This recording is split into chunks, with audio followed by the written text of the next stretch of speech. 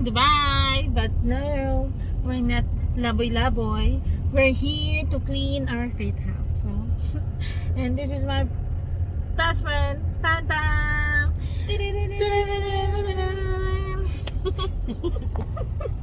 Sabi niya magbi-vlog daw ako kasi daw nautusan kami para kumuha ng lomi.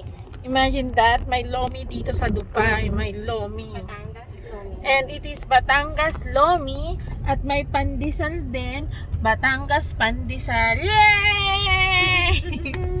Ako sa inyo ngayon kung saan namin kukunin. Okay, ayan na. Medyo traffic.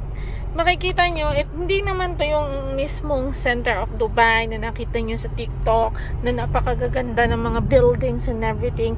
This is what we call Satwa. This is the Divisoria. Divisoria ba? Recto, maybe Recto. Anyway, highway. Yan na.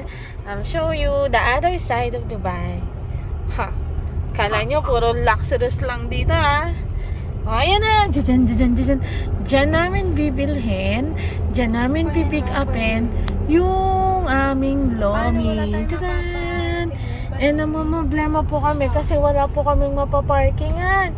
Eh, itong best friend ko, in 5 years of driving, hindi siya marunong magparallel. Ay, toing. Oh, ayan, papas. Diyan daw masarap yung lechon manok. And dito, may panadero. Diyan ang bibilhin. Panadero.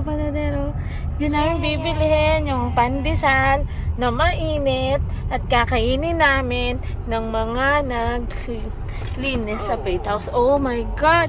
Oh, you see? At may puno din dito sa Dubai, guys, ha? Puno ng acacia. Kanang sa Pilipinas lang yan, no? Acacia ba yan?